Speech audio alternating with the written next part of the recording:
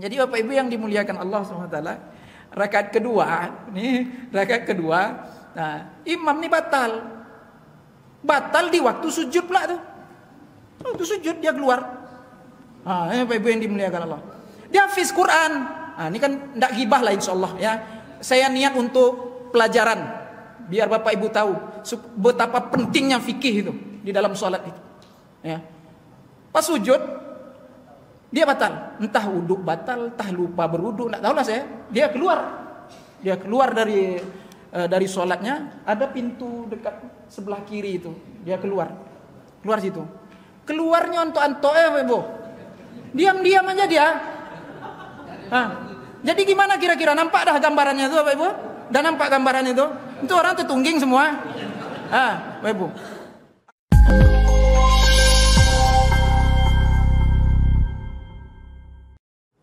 Pada kesempatan di pertemuan yang mulia ini, yaitu kita masuk pada bab yang kedua, Al-Babut Tsani, bab yang kedua. Bab yang kedua ini adalah bab yang paling pendek di antara bab-bab yang lain di dalam kitab At-Tibyan ini. Al-Babut Tsani, bab yang kedua. Fi tarjihil qiraati wal qari'i ala ghairihima. Bab yang kedua ini berbicara tentang tarjih, ya, tarjihil qiraah, tentang keunggulan bacaan Al-Quran di atas bacaan-bacaan yang lain. Wal qari'i, dan bab ini pula menerangkan tentang agar kita mengedepankan al-qari, orang yang pandai membaca Al-Quran, ahlul Quran, ya, ala ghairihimah, di atas selain daripada keduanya. Jadi bab ini dituliskan oleh Imam An-Nawawi rahimahullahu ta'ala. Maksudnya adalah bahwasanya Al-Quran itu adalah kitab yang mulia, kitab yang tidak ada tandingannya, tak ada yang bisa mengalahkannya, ya. Bapak Ibu yang dimuliakan oleh Allah Subhanahu wa ta'ala, begitu pula tentang orang yang membaca Al-Quran itu sendiri adalah orang yang sangat mulia. Dan orang-orang ahlul Quran, pembaca-pembaca Al-Quran, ya, pengemban Al-Quran, kelak mereka mendapatkan surga yang khusus, ya. Kelak mereka akan mendapatkan tingkat derajat surga yang khusus, yang mulia, ya. Bapak Ibu yang dimuliakan Allah, jadi bacaan Al-Quran itu adalah, ya, bacaan yang amat mulia dari bacaan-bacaan yang lain. Sehingga dikatakan, ya, dalam satu pendapat yang as-sah, yang terkuat, dan pendapat ini adalah pendapat yang paling dipilih oleh para ulama, bahwasanya bacaan Al-Quran itu, ya, lebih utama dibandingkan bacaan-bacaan tasbih, lebih utama daripada bacaan-bacaan tahlil, ya, lebih utama daripada bacaan zikir-zikir. Kenapa? Karena Al-Quran sudah mencakupi semua itu, sudah di dalam Quran semuanya. Nah, maka Bapak Ibu yang dimuliakan oleh Allah Subhanahu wa ta'ala, orang yang telah Allah karuniakan Al-Quran, yaitu kita semua. Kita semua adalah orang-orang yang Allah karuniakan Al-Quran kepada kita, ya. Siang malam kita membaca Al-Quran, ya. Tahajud, di dalam qiyamul lail kita membaca Al-Quran, ya. Itu suatu kemuliaan yang sangat agung sekali, ya. Kemuliaan yang luar biasa. Maka Bapak Ibu yang dimuliakan Allah, orang yang telah Allah karuniakan Al-Quran, ataupun tentang berbagai macam ulumul Quran, ilmu-ilmu Al-Quran semua dikuasainya, maka kemudian dia masih merasa di dalam hatinya itu ada seseorang yang di luar sana yang Allah Subhanahu wa taala berikan sesuatu yang lebih utama daripada apa yang telah Allah berikan kepadanya, maka sesungguhnya dia telah menghinakan Qur'annya sendiri yang ada di dalam dadanya itu. Ini Bapak Ibu. Maka dalam sebuah hadis Rasulullah sallallahu alaihi wasallam mengatakan, "Man qara'al Qur'an." Sesiapa yang membaca Al-Qur'an. Tentunya kita semua membaca Al-Quran, kitab yang Allah Subhanahu wa ta'ala anugerahkan kepada kita, kepada Nabi Muhammad sallallahu alaihi wasallam, ya, sebagai kebanggaan kita, sebagai kebesaran kita, yaitu Al-Quran. Sesiapa yang membaca Al-Quran, thumma ra'a anna ahadan utiya afdala mimma utiya. Sesiapa yang membaca Al-Quran kemudian dia masih merasa bahwasanya ada seseorang di luar sana yang diberikan sesuatu yang lebih utama daripada apa yang telah Allah berikan kepadanya. Sungguh kata Rasulullah sallallahu alaihi wasallam, faqad istasghara ma 'azzamahu Allah taala. Sungguh dia telah merendahkan apa yang telah diagungkan oleh Allah Subhanahu wa taala.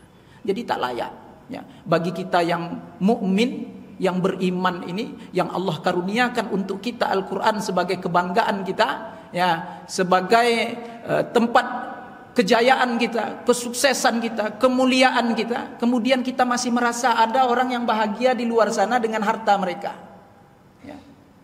Atau kita merasa iri, ya, merasa dengki. Ada orang di luar sana yang bahagia dikarenakan kekayaannya, yang mulia dikarenakan pangkatnya. Sungguh kita telah merendahkan Al-Quran yang kita baca. Ketahuilah Bapak Ibu yang dimuliakan Allah, bahwasanya kemuliaan kita, kebahagiaan kita, kejayaan kita, kesuksesan kita di dalam Al-Quran. Bapak Ibu yang dimuliakan oleh Allah Subhanahu wa ta'ala. Baik, kita lanjut, ya. Hadis yang datang daripada Abi Mas'ud Al-Ansari. Sabata an Abi Mas'udin Al-Ansari. Wa bisanadil muttasil ila al-musannif. Qala al-musannif rahimahullahu ta'ala. Wa nafa'na bihi wa bighaziri ulumihi fid darain amin. Ila an qala sabata an Abi Mas'udin Al-Ansari Al-Badri radhiyallahu anhu. Telah tetaplah bahwasanya hadis ini datang daripada jalur Abi Sa'id Al-Ansari, Abi Mas'ud Al-Ansari Al-Badri radhiyallahu anhu, an Rasulillah sallallahu alaihi wasallam, dari Rasulullah sallallahu alaihi wasallam qala, Rasulullah sallallahu alaihi wasallam bersabda, ya ummul qauma aqra'uhum li kitabillah, rawahu Muslim. Rasulullah sallallahu alaihi wasallam bersabda, ya ummul qaum, yaitu orang yang berhak atau yang boleh menjadi imam suatu kaum, ya, yaitu adalah orang yang paling aqra'uhum, yang paling fasih membaca Al-Quran di antara mereka. Itu orang yang layak, yang berhak menjadi imam, ya, aqra'.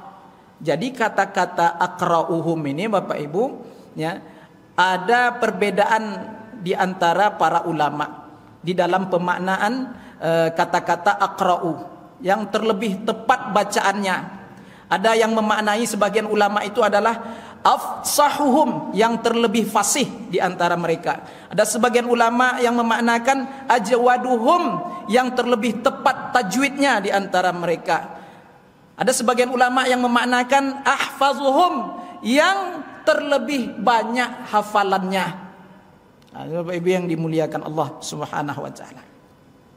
Jadi pertama, memanglah yang layak atau yang berhak menjadi imam ini adalah orang yang paling fasih bacaannya, ya, tentunya tepat tajwidnya dan adalah hafalannya, kan begitu. Nah, Bapak Ibu yang dimuliakan Allah Subhanahu wa ta'ala, kalau kita lihat dari teks hadis ini separuh ini, ya, hadis ini panjang, ya. Kita baca lanjutannya, memang tak ada di dalam kitab Tibyan ini. Kita baca sambungan hadis ini biar Bapak Ibu, ya, kita semua tahu siapa yang paling berhak, ya, untuk menjadi imam suatu kaum itu. Ya. Sambungan hadisnya, atau kita mulai dari yang pertama tadi ya ummul qauma aqra'uhum li kitabillah. Yang paling berhak menjadi imam untuk suatu kaum itu adalah yang paling fasih bacaannya di dalam membaca Al-Qur'an. Ya, li kitabillah.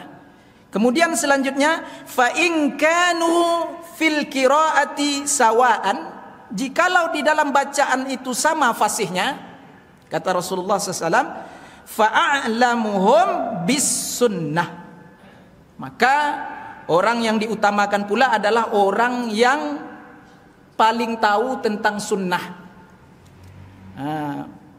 Bukan sok nyunnah ya, yang paling tahu tentang sunnah. Tentunya orang-orang yang faham betul tentang sunnah Rasulullah Sallallahu Alaihi Wasallam. Sunnah itu ada perkataan Rasulullah, ada perbuatan Rasulullah, ya kan? Ada pengakuan daripada Rasulullah Sallallahu Alaihi Wasallam. Ya, orang yang paling ngerti sunnah, atau orang yang paling banyak hafal hadis-hadis Nabi Sallallahu Alaihi Wasallam. Tentunya juga mengerti dengan maknanya, bukan banyak hafalan hadisnya saja, kan begitu. Nah, Bapak Ibu yang dimuliakan Allah Subhanahu wa taala. Nah, itu yang kedua tuh, yang layak jadi imam itu. Ya. Tentunya tadi pada bacaan mereka sama fasihnya. Kemudian siapa lagi kalau sudah sama fasihnya? Yang diutamakan adalah orang yang paling tahu tentang sunnah.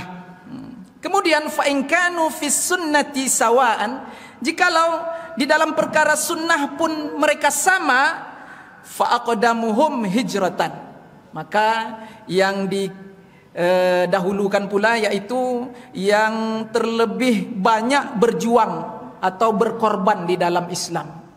Itu yang artinya terlebih dahulu hijrah. Orang yang terlebih dahulu hijrah, artinya orang yang terlebih dahulu banyak berkorban untuk Islam. Makanya Abu Bakar itu selalu diunggulkan, ya, selalu dipersilahkan untuk menjadi imam suatu kaum. Itu mulianya Abu Bakar, karena pengorbanan Abu Bakar radhiyallahu anhu itu luar biasa Bapak Ibu di dalam Islam ini. Ya, itu yang dimaksudkan fa'aqdamuhum hijratan, yaitu orang yang terlebih dahulu di antara kalian yang hijrah, yang lebih banyak berkorban di dalam Islam. Fa in kanu fil hijrati sawaan, jikalau di dalam hijrahnya juga sama-sama, ya, maka faqadamuhum silman. Ya, maka yang didahulukan pula adalah yang terlebih dahulu masuk Islam. Itu ada juga, ya, yang terlebih dahulu masuk Islam. Siapa di antara mereka yang berdua ini duluan masuk Islam? Ya, Pak Ibu yang dimuliakan Allah Subhanahu wa taala. Ya. Wa fi riwayatin sinnan, pada riwayat hadis yang lain pula dikatakan orang yang terlebih tua umurnya. Tapi tidak tua aja dah Pak. Ya, kalau tua aja tidak cukup dah, tidak mencukupi, ya, tidak mencukupi syarat.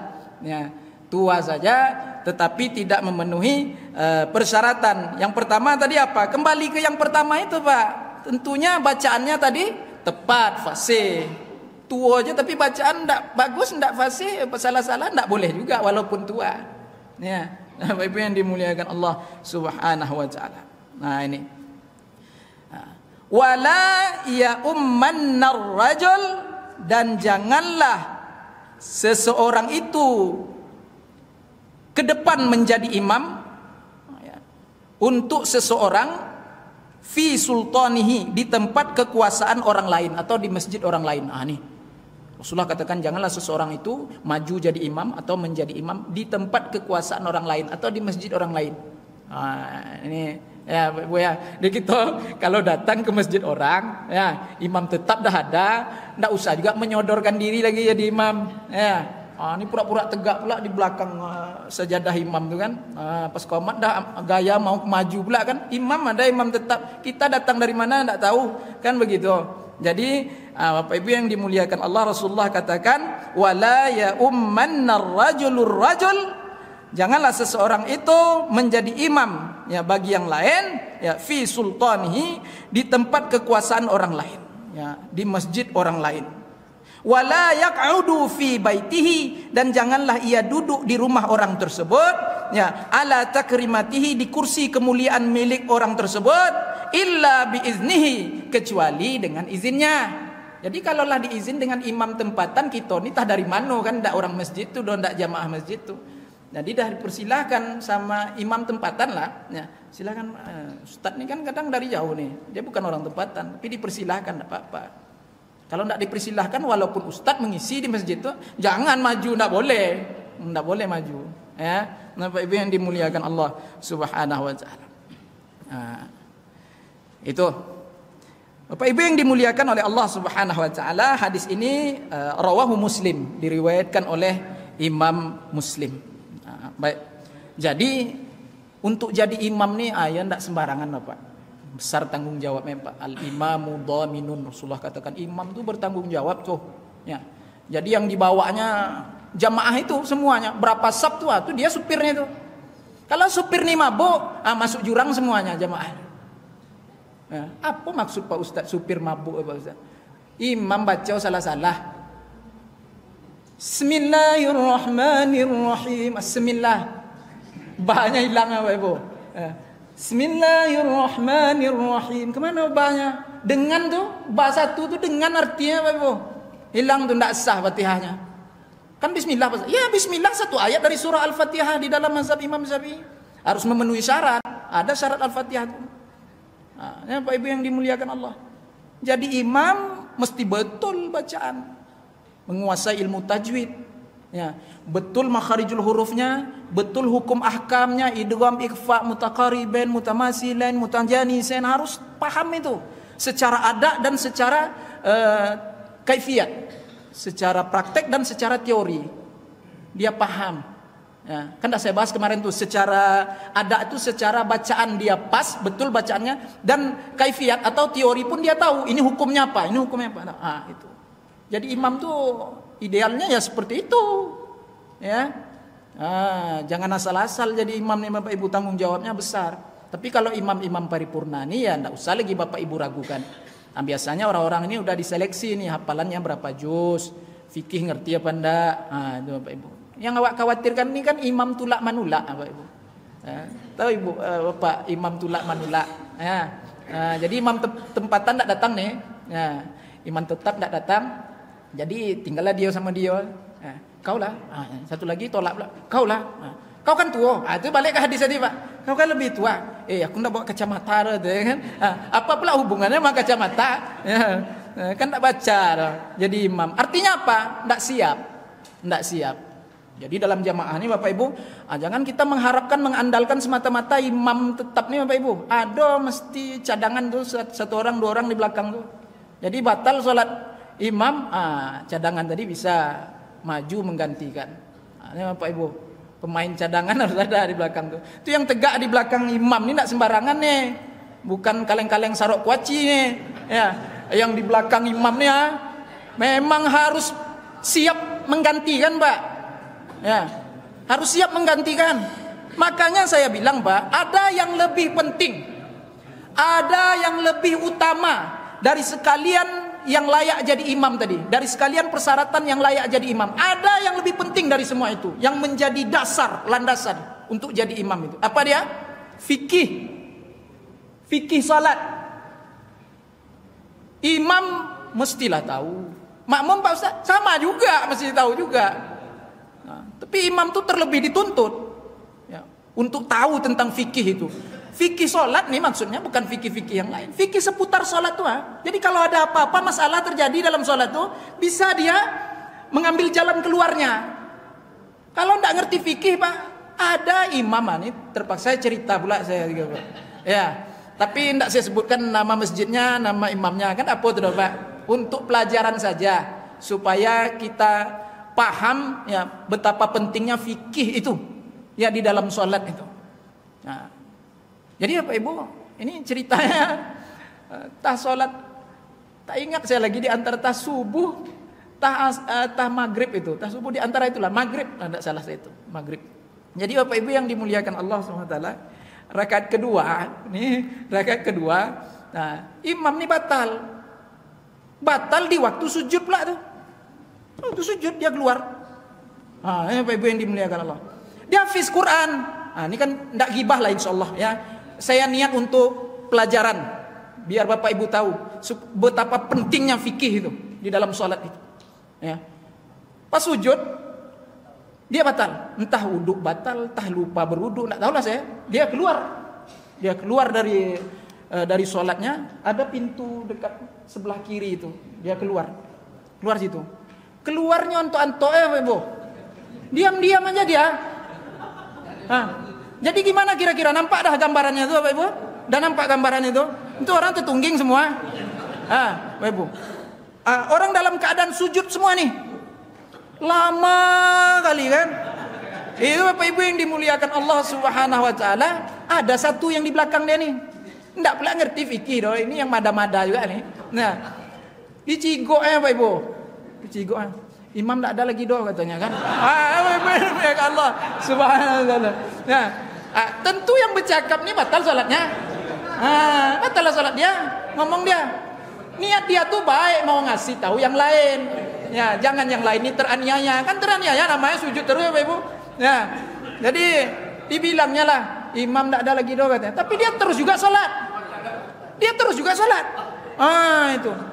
Saya ini enggak jauh kali ke sudut di tengah-tengah situ lah, enggak ke sudut kali. Saya tahu nih habis salat tuh saya tanya, siapa yang bercakap tadi itu, saya bilang kan. Saya apa? Terus kok kau salat juga katanya. Ya saya mau ngasih tahu aja. Enggak boleh, udah batal salatmu, saya bilang kan. Salatmu sudah batal, kau ngomong batal salat. Terus gimana? Iadah, ulang lagi. Kan masih di dalam waktunya. Iadah namanya. Kalau udah habis waktunya, qadha namanya. Ulang lagi. Diulang Pak Ustaz. Ulanglah saya bilang. Meibu pula hati Ibu disuruh ulang. Salat kau enggak sah saya bilang. Terus imam tadi habis salat datang ke saya. Kebingungan juga nih. Makanya Bapak Ibu yang dimuliakan Allah Subhanahu wa taala, penting peran fikih itu di dalam salat. Fikih seputar ibadah salat nih aja ya. Itu yang penting seputar salat tuh masakkan, matangkan betul-betul. Banyak masail-masail di dalamnya tuh Bapak Ibu, masalah-masalah yang akan kita temui. Ini contohnya tadinya. Jadi Bapak Ibu yang dimuliakan Allah Subhanahu wa taala, cerita si imam tadi ini gimana tadi itu Pak Ustadz, katanya iya salat kau tentu kau ulang lagi kan begitu. Salat imam ulang lagi, saya bilang. Salat makmum tadi Pak Ustadz katanya.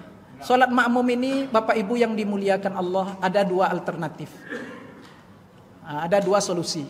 Yang pertama ini, dan saya cenderung dengan pendapat yang pertama ini, yaitu melalui proses istikhlaf. Ini fikih nih Bapak Ibu. Kalau tidak belajar fikih tidak tahu istikhlaf ini apa nih. Melalui proses istikhlaf. Apa itu istikhlaf? Imam kalau batal wudu atau mau keluar dia dari sholat itu, Bapak Ibu yang dimuliakan Allah. Ini tadi apa? Cerita tadi aja lah ya, kita sambung ya. Ini sudah sujud ini. Sujud kan? Jadi yang batal, dia keluar tuh jangan langsung keluar. Itu menyelamatkan diri sendiri namanya itu. Itu makmum tuh gimana dalam keadaan sujud semua tuh. Maka yang di belakang dia tadi, diisyarat. Ya dicolek di bahunya, kayak yang kepalanya dicolek.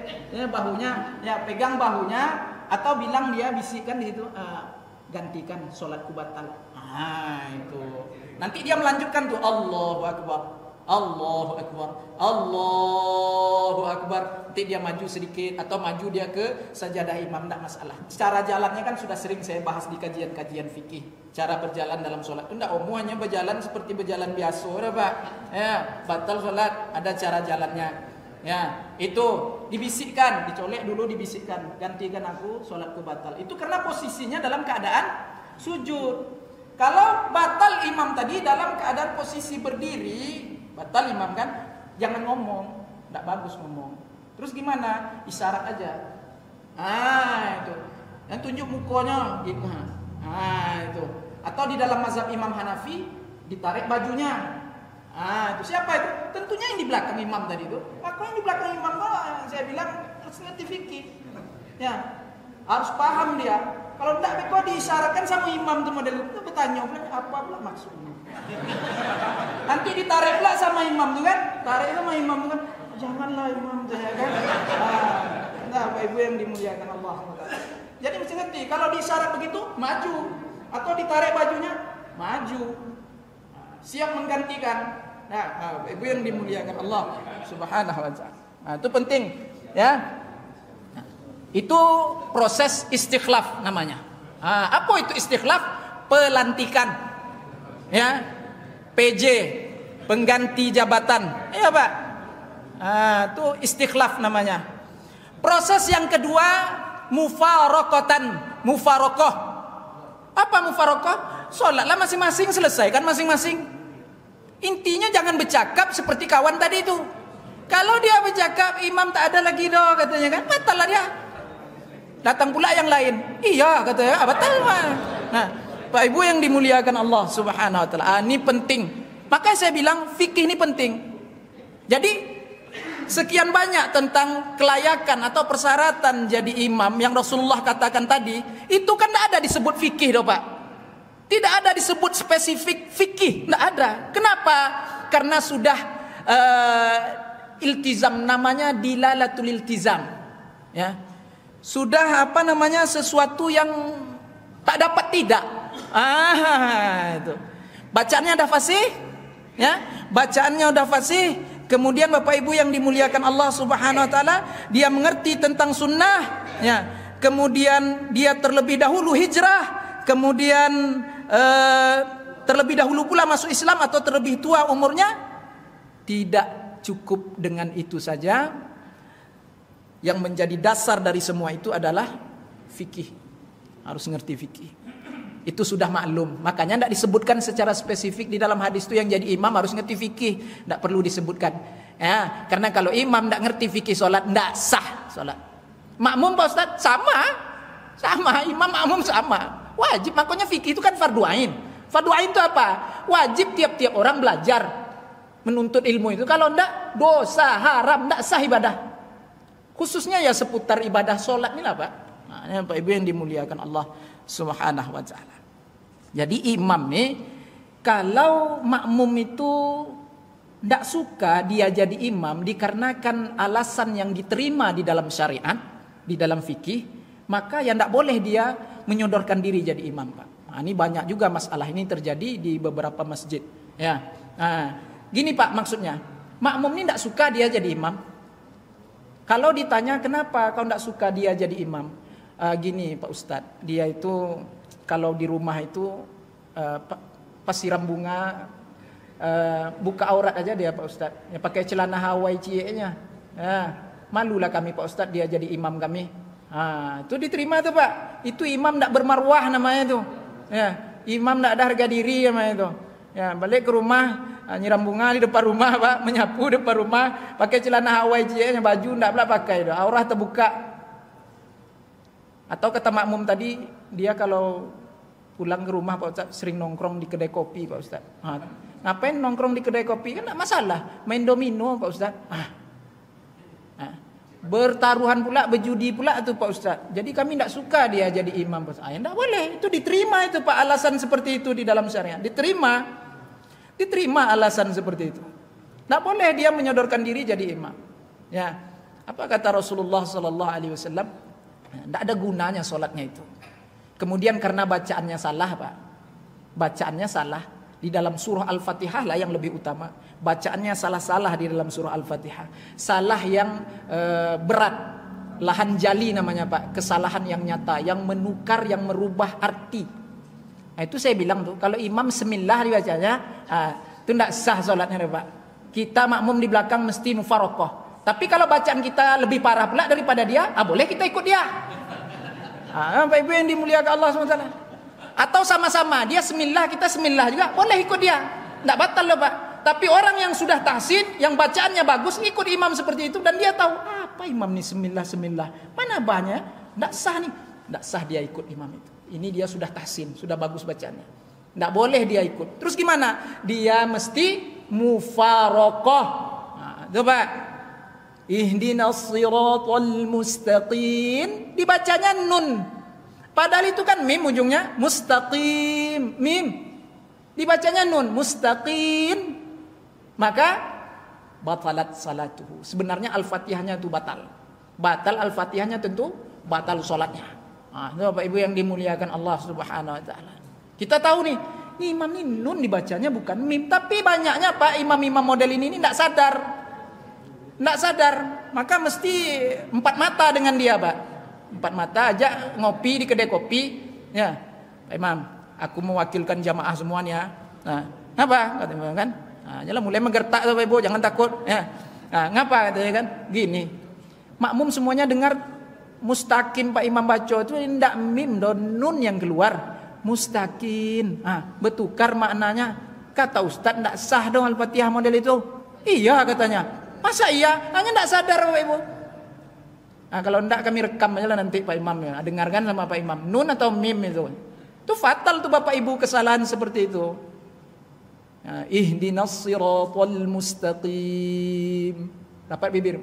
Bukan kin. Tak boleh. Berubah mana aja. Berubah arti, tak boleh. Arab ini luar biasa Pak. Tertukar baris, tertukar huruf, bertukar makna. Nah, Bapak Ibu yang dimuliakan Allah Subhanahu wa taala. Jadi kalau memang ada alasan-alasan seperti itu, maka si imam tidak boleh maju. Ya, tidak boleh menyodorkan diri jadi imam. Salah satun, ada 3 orang kata Rasulullah sallallahu alaihi wasallam, la tujawizu salatuhum adzanahum. Yang solat mereka itu tidak ada gunanya untuk mereka. Nah, itu maksudnya Rasulullah katakan yang solat mereka itu tidak ada gunanya sama sekali untuk mereka. Yang pertama siapa? Al-abdul abiqu hatta yarji'ah. Seorang budak sahaya yang melarikan diri dari tuannya sehingga dia kembali kepada tuannya. Ini tidak ada lagi di masa kita sekarang Pak. Kemudian yang kedua wa mar'atun batat wa zawjuha 'alaiha sakhitun. Perempuan yang tidur dalam keadaan suaminya itu sedang murka dengannya, sedang marah dengannya. Itu Bapak Ibu, tidak ada guna sholatnya itu Bu. Bu, perempuan model itu tidak ada gunanya sholat dia tuh. Dia tidur padahal suaminya sedang marah dengan dia. Jadi jangan tidur dulu sebelum kita maaf dengan suami. Anda apa-apa besok pagi kan bisa. Kalau mati malam tuh, Ibu yang dimuliakan Allah SWT. Mati malam tuh, mati seorang istri yang nusus. Matinya seorang istri yang durhaka kepada suami. Jadi sebelum tidur minta maaf dulu. Nah, baru kita tidur. Kalau kita tidur Bu, dalam keadaan suami itu marah dengan kita, tidak ada gunanya sholat kita. Itu kan perempuan yang durhaka tuh Pak Ustadz, yang membuat marah suaminya. Macam mana pula kalau suami yang membuat marah istrinya Pak Ustadz? Tentu bertanya pula ibu-ibu yang dimuliakan Allah SWT. Ibu-ibu, ada tidak pertanyaan tuh? Kalau suami Pak Ustaz, yang istrinya tidur kemudian yang suami itu tidur, istri dalam keadaan marah dengannya, gimana sholatnya? Allah terima enggak Pak Ustaz? Enggak juga, sama Ibu yang dimuliakan Allah. Setimpal. Hati-hati ya Ibu. Banyak pantang-pantangnya dalam ibadah kok. Enggak asal ibadah aja, banyak pantang-pantangnya yang mesti kita jaga. Belum lagi yang menyakiti hati orang lain, menzolimi hak orang lain. Itu tidak ada gunanya juga itu Bapak Ibu ibadah itu. Sama kita beribadah itu kita transfer pahalanya ke orang. Orang yang dapat, awak yang capek-capek Bapak Ibu. Ya, kita menggunjing orang, ibadah rajin, gunjing jalan terus, itu pahalanya ditransfer ke orang yang kita gunjing itu. Padahal orang yang kita gunjing itu Bu, dia nonton-nonton, duduk di depan rumah nonton TV Bu. Pahalanya nambah. Ya, berisi terus rekening pahalanya.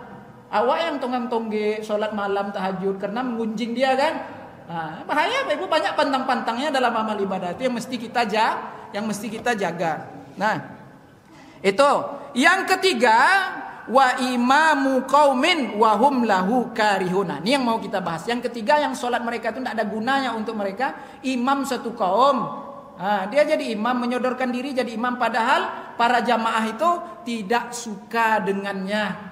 Tentu dengan alasan-alasan yang saya sebutkan itu tadi. Itu Bapak Ibu yang dimuliakan oleh Allah Subhanahu wa taala. Baik, hadis ini diriwayatkan oleh Imam Muslim. Kemudian Bapak Ibu yang dimuliakan Allah, wa an Ibni Abbas radhiyallahu anhuma, dari jalur Ibni Abbas radhiyallahu anhuma yang Allah ridha kepada keduanya.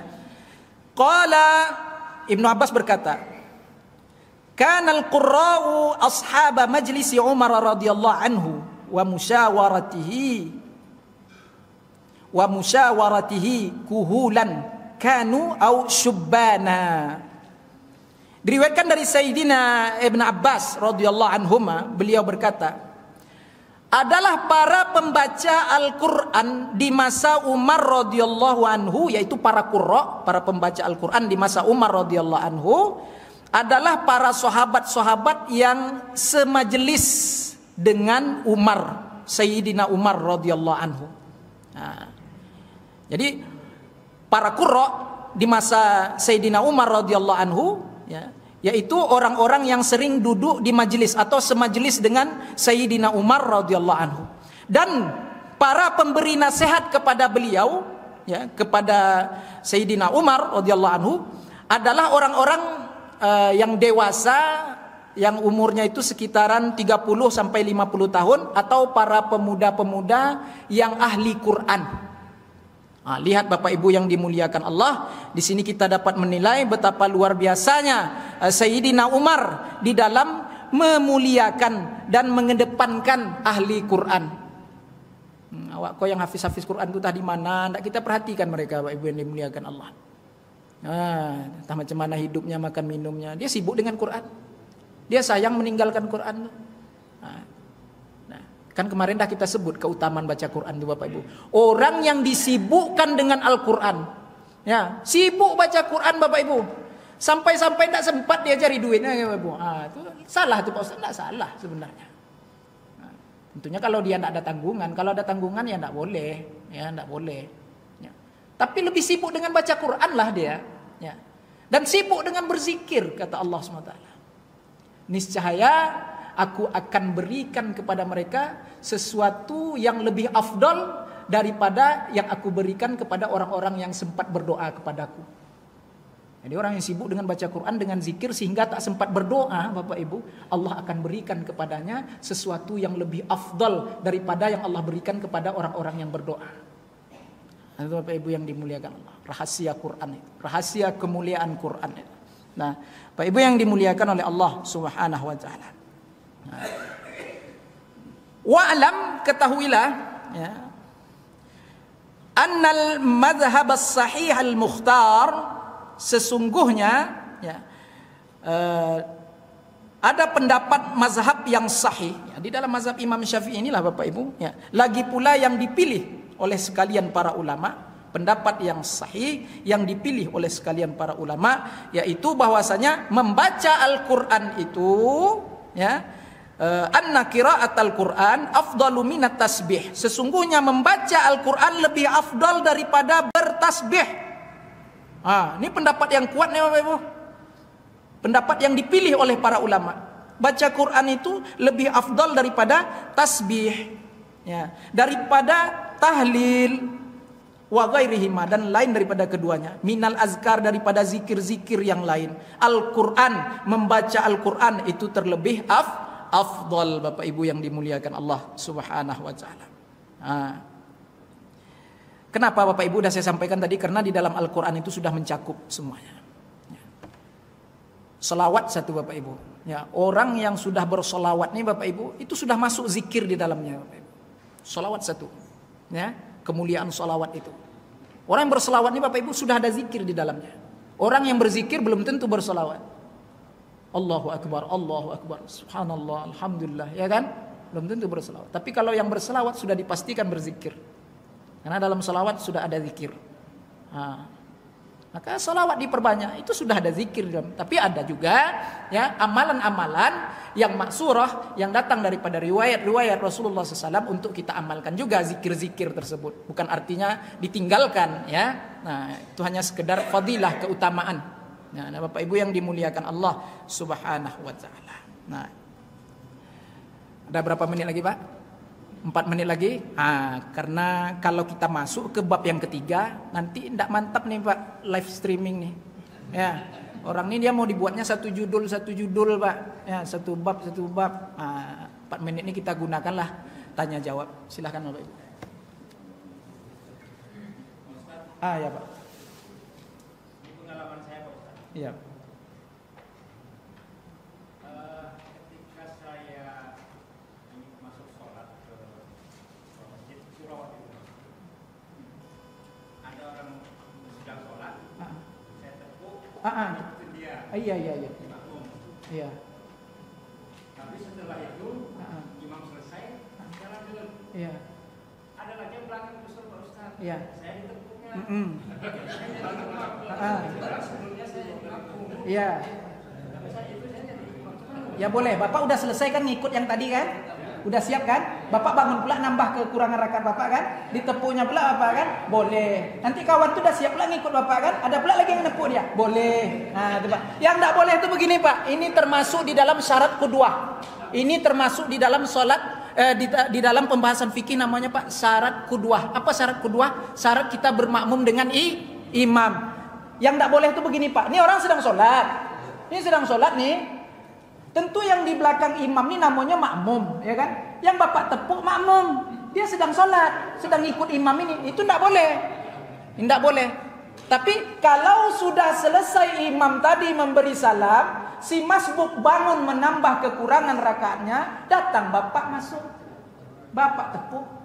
Apanya ditepuk Pak? Kepalanya. Nih Pak, masalah tepuk menepuk ini tidak ada spesifik dibicarakan di dalam kitab-kitab fikih. Tepuk menepuk nih Pak. Ada yang bilang colek, ada yang bilang tepuk. Tepuk tuh dia agak-agak, jangan ya. Tepuk sikit aja. Nepuknya kapan? Ada yang bilang boleh nepuknya di luar sholat, belum kita takbir lagi, ya. Kita tepuk terlebih dahulu atau kita colek. Ada yang mengatakan Pak takbir dulu, takbiratul ihram dulu, baru ditepuk atau baru dicolek. Itu Pak. Jadi boleh tuh Pak ya. Intinya selesai Bapak ngikut orang yang masbuk tadi itu, ya kan? Bapak berdiri, ada pula orang yang nepuk Bapak lagi. Boleh, begitu seterusnya boleh. Yang tidak boleh itu Bapak lagi ngikut dia.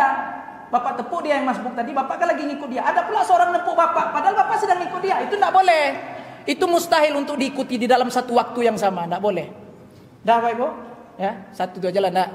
Oh iya, Pak Yendi ya. Lama enggak dengar pertanyaan Pak Yendi. Ya. Ya.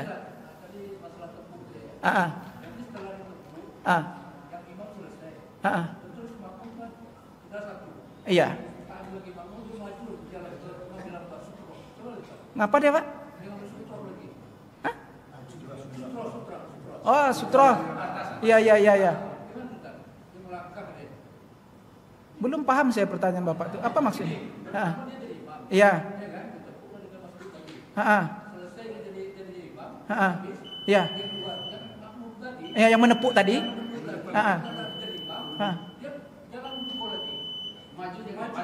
Oh, enggak apa-apa, enggak masalah, Pak. Enggak apa-apa. Jalannya itu yang mesti dipelajari betul-betul. Macam mana cara jalannya kayak itu. Jangan dia jalan biasa, enggak boleh. Ya. Selangkah enggak apa-apa, Pak. Yang enggak boleh itu berturut-turut 3 kali. Ini Pak cara berjalan, cara mengisi saf ini sebenarnya tak kajian tibian nih Bapak Ibu. Ini fikih. Ibu, kok lain loh kok jadwalnya Bapak Ibu. Nah, Ibu, kalau saf di samping kita kosong, 1, 2, ya cukup. Ya, kalau ke depan itu banyak langkahnya Bapak Ibu. 1, 2, berhenti. Lagi 1, 2, 1 lagi tuh, karena tadi udah berhenti. 1, 2, 1, 2, berhenti. 1, 2. Mana masuk ke saf kan? Yang tak boleh jalan kayak gini itu. Tidak boleh, itu jalan santai. Nah, itu bukan jalan yang diajarkan di dalam fikih ketika sholat. Nah, ya, Pak Ibu yang dimuliakan Allah SWT. Boleh aja dia jalan ke depan, maju ke dekat sutra, boleh aja, tidak masalah. Nah, dah Pak Ibu, masuk waktu. Lebih dan kurang saya mohon maaf. Mudah-mudahan apa yang kita bahas pada malam hari ini berfaedah, menambah ilmu agama kita dan dapat kita sampaikan kepada yang lain yang belum sempat hadir pada pertemuan kali ini. Lebih dan kurang saya mohon maaf. Wa ma taufiqi illa billah, alaihi tawakkaltu wa ilaihi unib. Assalamualaikum warahmatullahi wabarakatuh.